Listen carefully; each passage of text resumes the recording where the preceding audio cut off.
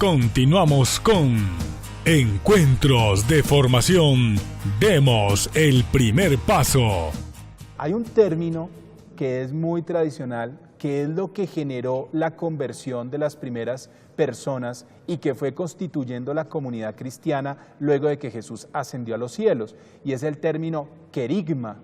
Ese término extraño para muchas personas, querigma es un pregón, una proclamación, un grito de felicidad que se daba en aquella época al imperio trayendo buenas noticias. En cuanto a nuestra realidad cristiana, trayendo desde ese anuncio querigmático que hicieron los apóstoles, ¿qué entendemos, qué entiende Pablo, propiamente Ismael, con este término querigma? ¿Qué es lo que nos tiene que decir o cuál es ese pregón, esa buena noticia, ese grito feliz que nos trae a la humanidad?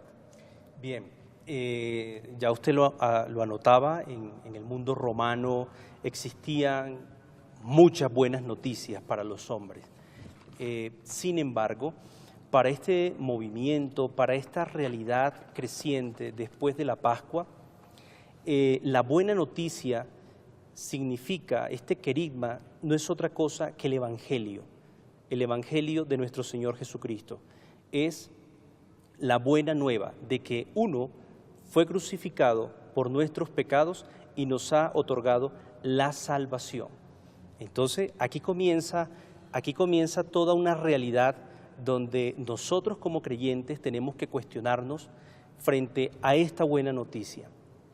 Si hoy escucháis su voz, no endurezcáis el corazón, va a decir el texto bíblico. En ese sentido, Pablo, si recordamos un poco la conversión de Pablo, cómo pasó de ser perseguidor de la iglesia a ser perseguido. Tuvo un encuentro con el Señor, tuvo un encuentro con esta buena noticia que le llevó a predicar, a viajar, a tener dificultades por el amor al resucitado.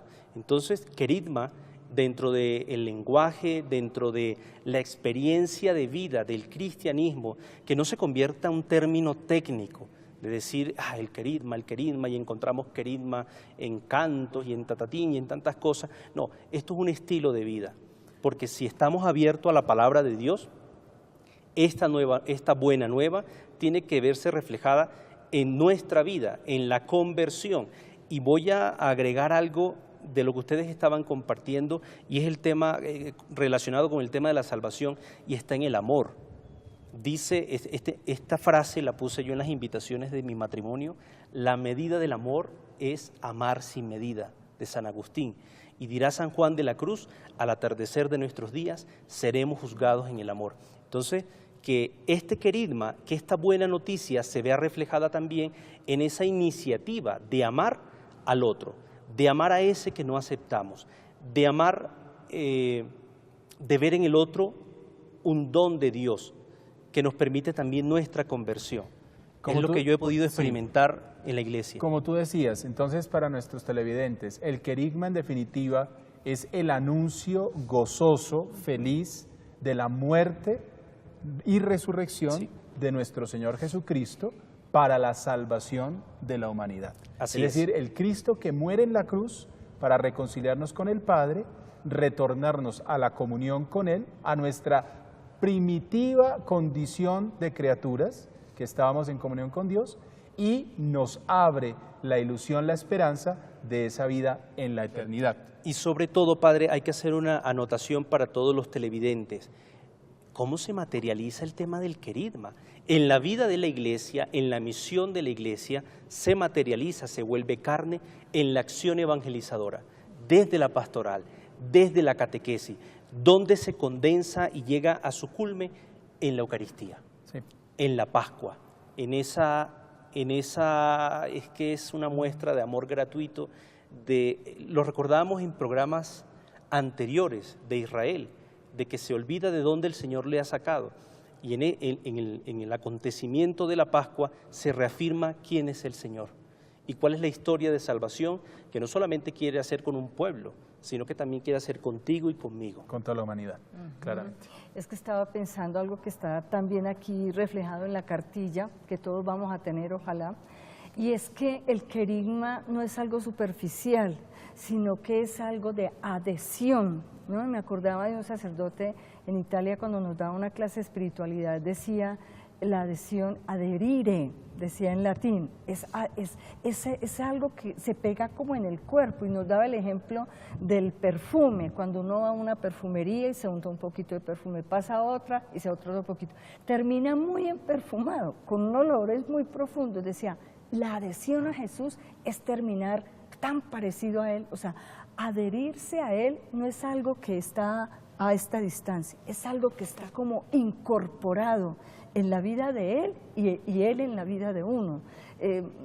Yo creo que es como cuando una pareja que se casa y está muy enamorada, y que todo comienzan a verlo desde la misma óptica los dos. Yo me imagino, Ismael, usted me va a decir. Entonces eso me pasa mucho a mí.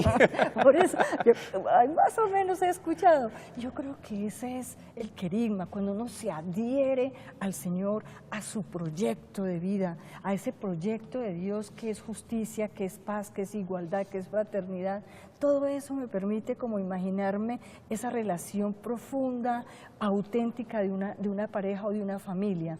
Esa adhesión a la que estamos llamados es la que vivió también Pablo. Recordemos cómo era Pablo antes. Pablo perseguía a los cristianos. Cuando tiene la experiencia del resucitado, que se transforma su vida completamente, se adhiere a él, se adhiere a su proyecto, ya no continúa persiguiendo a los cristianos, sino que se convierte en uno de los pilares, se adhiere a ese proyecto, y es gracias a él y a los primeros apóstoles que hoy podemos decir que vivimos el querigma. Y es esa experiencia, hermana Ismael, del creer, de lo que significa el llevarle la buena noticia, este pregón, este gozo, esta felicidad, lo que genera un cambio radical en la existencia de la persona humana, como le aconteció a Pablo. De tal manera que la persona, el creyente, y lo dirá Pablo, en latín está, que pueda ser un alter Christus, es decir, un otro Cristo. O sea, el querigma nos tiene que impactar, es como un choque fuerte que nos dan y que nos lleva a decir, me despierta, me voy a comprometer, me anima a cumplir un propósito, a buscar ese sueño, ese ideal de salvación, de perfecta y plena felicidad, para poder ser un alter Christus, un otro Cristo. No es solamente para que yo me la pase encerrado, rezando y no más, no. El ser alter Christus y el fruto del querigma es que yo salga a dar también este pregón a los demás, esta buena noticia a los demás. ¿Y cómo? A través de mis palabras, de mis obras. Estamos dando el primer paso para esta visita del Papa Francisco. Y el Papa Francisco está caminante en el afiche que está publicitando la visita del Papa. Mire, acabamos de pasar la fiesta de Pentecostés. Y hace más o menos un mes ya casi que pasamos la fiesta de Pentecostés. Sí, tienes razón. Es que el tiempo pasa muy rápido, hermano. Sí, es verdad. Y uno experimenta cómo la vida tiene que ser un continuo Pentecostés. Sí, no solamente el día, yo vi a tanta gente ir a los encuentros de Estados Unidos, me hacían una entrevista porque participo en un programa de radio cada 8 días con Miami, y me decían, hay mucho programa de Pentecostés. Digo, sí, hay mucha gente que acude a la fiesta de Pentecostés, pero no es solamente ahí, cómo el Espíritu Santo permanece en nuestra vida para que sea posible eso que acaba de decir Ismael y que acaba de decir usted, Padre Álvaro. O sea, Juan Álvaro, ¿cuántas veces uno es antitestimonio? Pero es que las cosas no se hacen porque uno las quiere. Uno humanamente es muy débil, es muy frágil, ¿no? Alguien decía, es que el proceso de paz es muy débil, es como un niño, es como un bebé que se tiene. No, es que somos muy frágiles. No solo el proceso de paz, todos somos muy frágiles. Solo con la acción de ese Espíritu Santo que nos ha dejado Jesús, podemos ser testimonio y podremos decir algo diferente y podemos vivir coherentemente con la palabra. Yo no sé si ustedes han escuchado una frase muy colombiana, muy coloquial que por ahí dicen, y es, yo soy así y así me quedo, así me tienen que aguantar. Ese es el peor error que puede existir en una persona, es ya haberse enterrado viva. No, la vida todavía nos puede dar la oportunidad de cambiar. Depende de cada uno de nosotros transformar la existencia. Yo puedo todavía ser mejor. Ninguno está terminado. Hasta el día que dejemos de respirar, podemos cambiar, podemos optar por algo nuevo. Y si nos estamos preparando para la visita del Papa Francisco, donde estamos planteándonos el gran propósito de demos el primer paso para comenzar con Cristo algo nuevo, es necesario que cada uno de nosotros, todos los colombianos, pero principalmente los que creemos en Cristo, que como lo decían unas encuestas hace más o menos un mes que salieron publicadas en todos los diarios, el 71% de los colombianos somos católicos. Si nos comprometiéramos ese 71% a mostrar con la vida, con las palabras y con las obras, en la casa, en la oficina, en el trabajo, en la calle, en todo lugar, que somos otros Cristos, que el pregón del querigma, que la buena noticia del Evangelio nos ha impactado y, como usted lo decía, hermana, muy bien, adherido a Jesucristo, fuéramos un signo y un testimonio, las cosas serían diferentes en nuestro país. Porque miren, 70% de los colombianos, la mayoría del país, podríamos incidir y transformar este país si nos lo propusiéramos. Porque realmente somos una fuerza y desde los valores del Evangelio no buscamos nuestro provecho, sino buscamos el provecho de los demás. Por eso todos los que están siguiendo nuestro programa de formación hacia la visita del Papa, nos tenemos que preguntar todos los días, antes de que llegue el Papa, ¿cuál va a ser el paso que yo voy a dar? Doy mi primer paso. ¿Cuál va a ser ese primer paso? Sí, me parece fundamental lo que está planteando Padre Juan Álvaro, porque incluso dentro de ese porcentaje de católicos en el país, vivimos paradójicamente la desesperanza. Sí. Leemos los acontecimientos. Miren, yo no les voy a hablar aquí, vamos a hablar cosas reales. Es cierto, el panorama a veces que nos plantea la sociedad actual puede robarnos esa virtud teologal de la esperanza, de la fe, de la caridad. Vemos que las cosas de pronto no cambian, vemos que de pronto nos prometen los políticos tantas cosas y a la final no se materializan. Vemos que las desigualdades sociales cada día son más grandes, pero ante todas esas realidades de injusticia, como lo queramos leer, también hay una alternativa: quedarnos sentados lamentando, como Israel en Babilonia, o salir de esa zona de confort y hacer algo desde una dimensión profética, anunciando la esperanza, pero denunciando al mismo tiempo todas aquellas realidades que degradan nuestra dignidad de seres humanos, de hijos de Dios. Ese porcentaje, padre y hermana Lucely, si comenzamos a mirar todas estas realidades y todos estos panoramas que incluso muchos medios de comunicación alteran y maquillan por unos fines, no me voy a meter tanto en eso. Si nosotros comenzamos a leer eso desde la esperanza, desde la caridad y desde la fe, créanme que nosotros podemos construir un modelo de sociedad diferente. No podemos quedarnos pasivos, no podemos quedarnos mirándonos en que esto no va a cambiar, en que todo va a ser igual, porque sencillamente seguirá igual. Y si nos estamos preparando para la visita apostólica del Papa Francisco, este es un mensajero de la paz, de la esperanza, viene a animarnos y a confirmarnos en la fe. Entonces no podemos seguir alimentando el oído con esos discursos que nos roban la esperanza. Sí, pero hay que ser realistas. Esta realidad social que vivimos en muchos ambientes, incluso en la familia, no es que nos hayan caído del cielo. Nosotros mismos somos los que los hemos cultivado. ¿Y de dónde procede la injusticia? ¿De dónde procede la corrupción? ¿De dónde procede el robo? ¿De dónde procede la mentira?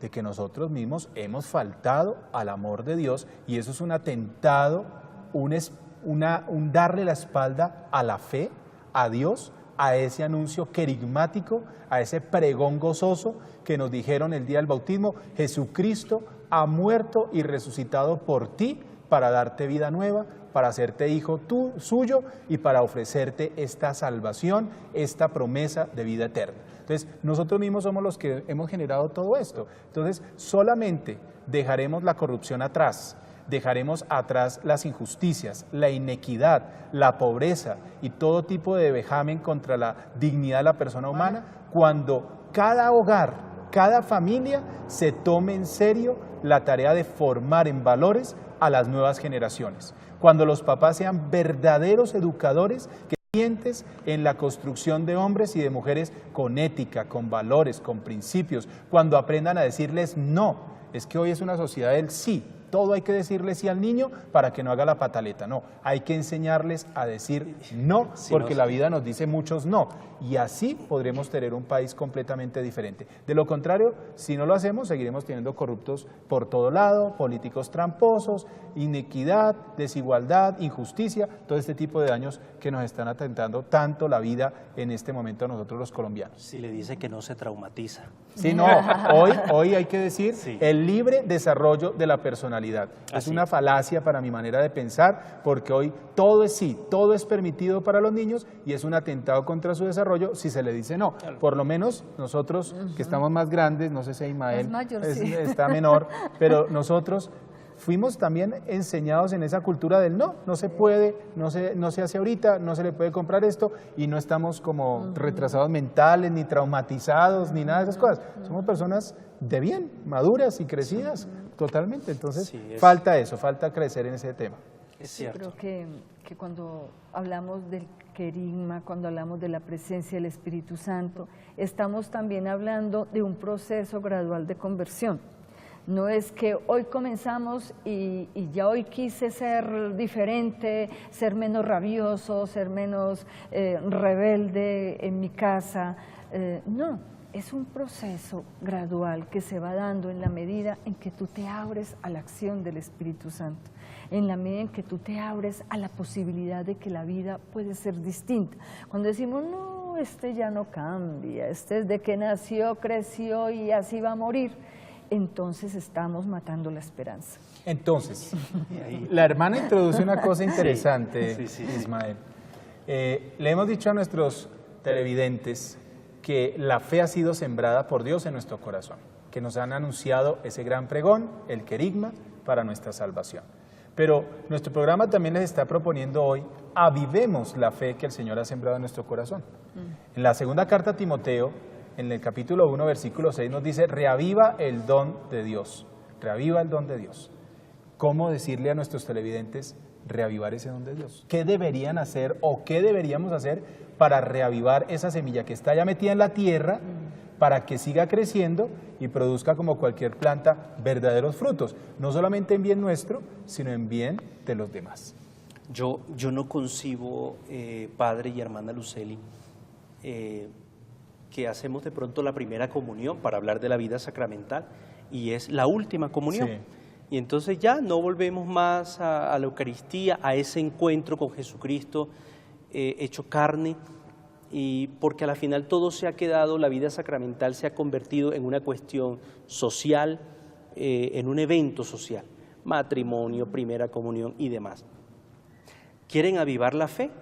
Es sencillo, ahí está la palabra de Dios, está la iglesia como instrumento de salvación.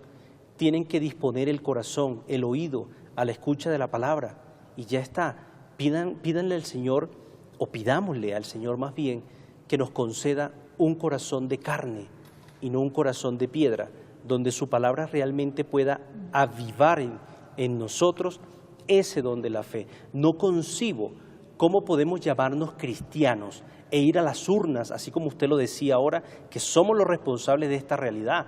Sí, nos quejamos de los políticos, pero vamos a las urnas y resulta que votamos por proyectos políticos que atentan contra la vida, que atentan contra la familia, porque nos idealizamos y nos metemos en la ideología de un candidato político. O que permiten conservar personas que han dañado a la sociedad por décadas. No entiendo, es real. Si yo soy cristiano y si yo hago una opción fundamental por el resucitado, por el Evangelio, luego cuando yo voy a una urna para escoger a un dirigente político, yo no puedo estar pensando, yo tengo que pensar en clave del Evangelio.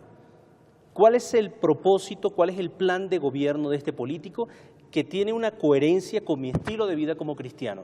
Yo no puedo ir a apoyar esas nuevas ideologías que permiten degradar la dignidad del ser humano. O sea, es una cosa, y en programas pasados creo que lo decía, ¿cómo así que nos rasgamos las vestiduras por la vida de un animal, que está bien, pero permitimos el aborto? Entonces, estamos llamados a ser coherentes con nuestra opción de vida. Hoy no puedo decir yo que soy cristiano, que soy católico, que hago parte de la iglesia por el bautismo, pero resulta que mi estilo de vida va en contra de ello. Entonces, avivar la fe es tomarnos en serio, este querigma, este anuncio. Experiméntelo, date la oportunidad de experimentarlo y ya está. Exacto, ya Ismael nos ha dado algunos... No, pero ustedes pueden decir... Claro, ustedes también algunos tips, por supuesto. La hermana y yo tenemos otros, entonces vamos a compartirlos también. Bueno, a mí me parece que es como una plantica. Reavivar la fe es como esa planta a la que hay que echarle agüita todos los días. Cuando tú colocas una planta y la dejas ahí, no la vuelves a mirar más, no le echas agua, pues desde luego que la matica se muere. Asimismo es nuestra fe, si nosotros no la alimentamos todos los días con gestos de amor, con la lectura de la palabra diaria. Hay una frase que a mí siempre me impactó, y yo también la dije cuando estaba joven, y era: hoy no voy a misa porque hoy no me nace ir a misa. Y entonces pasa un mes y no te nació ir a misa, pasan 2 meses y pasó el año y los 10 años y no te nació ir a misa.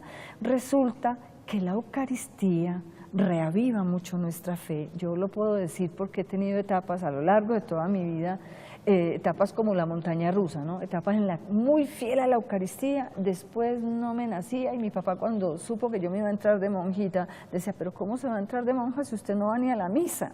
Entonces yo le decía: porque experimenté que Dios me llama, pero ¿cómo va a hacer eso?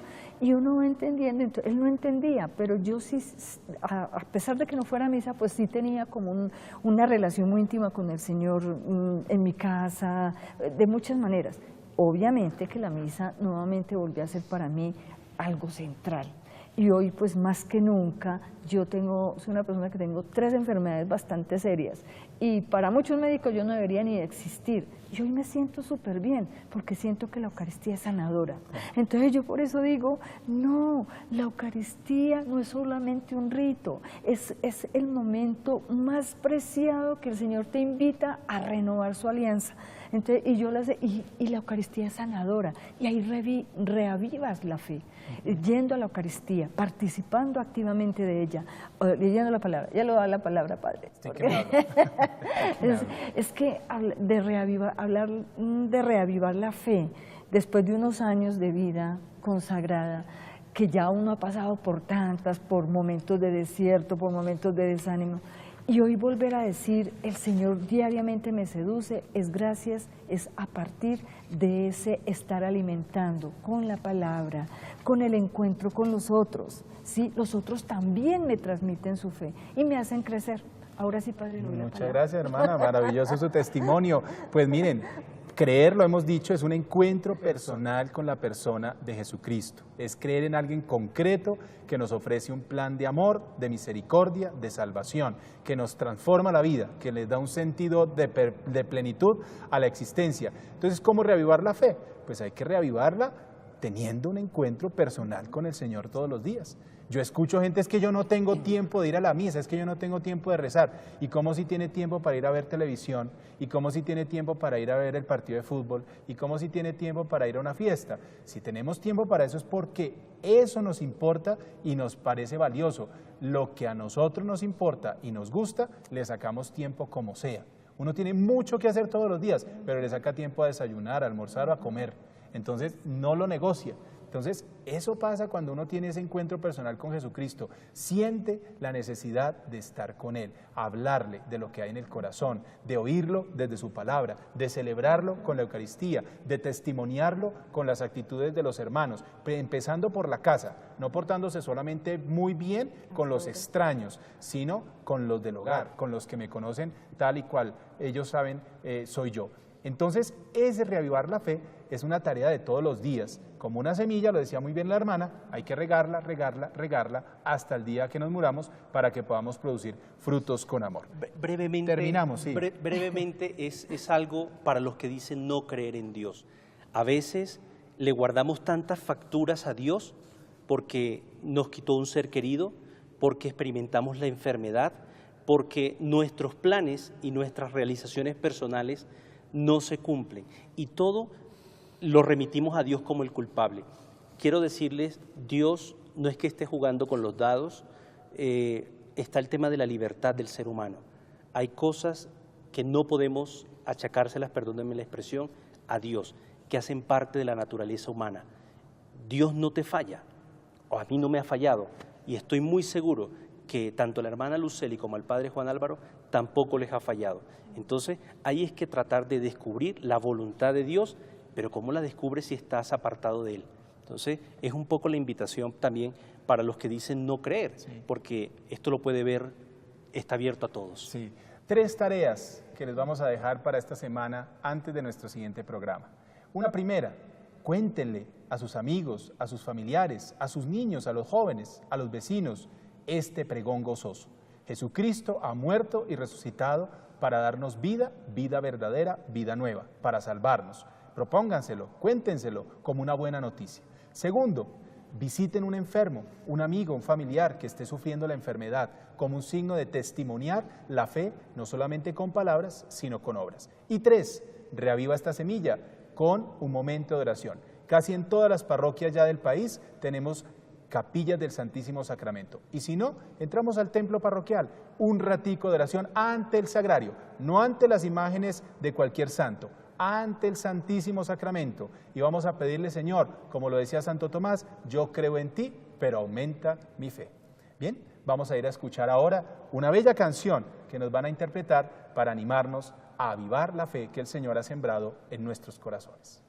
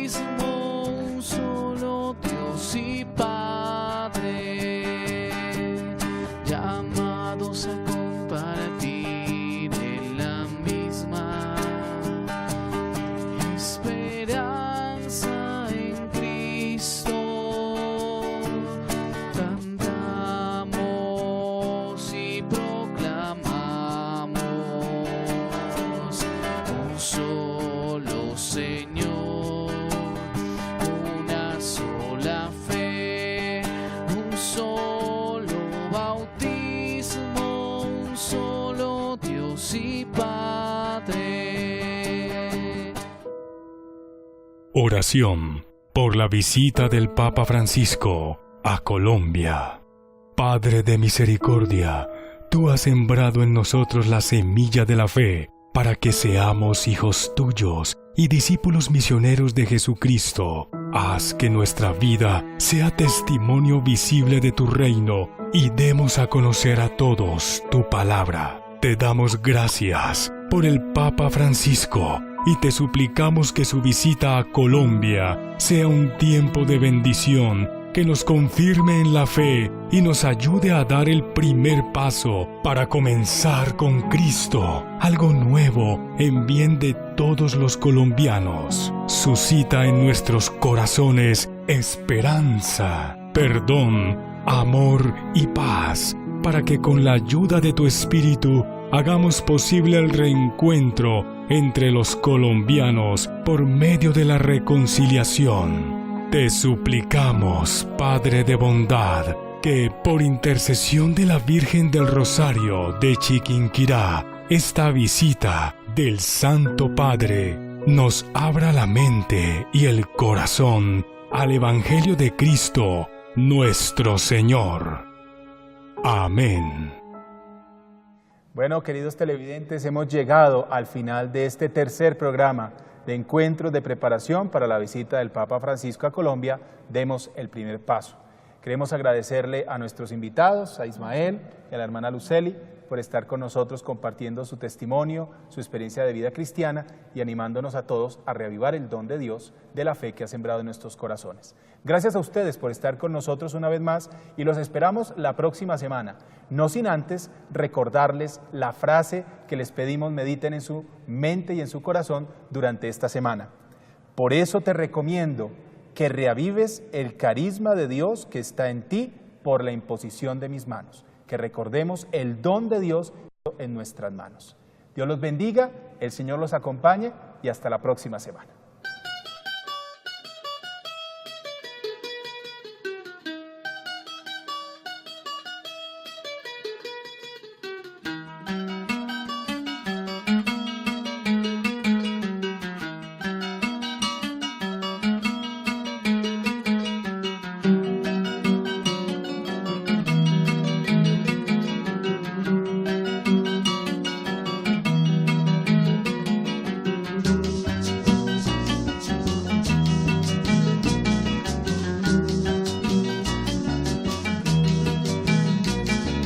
Encuentros de formación. Demos el primer paso a la venida del Papa Francisco. Avivemos la fe que el Señor ha sembrado.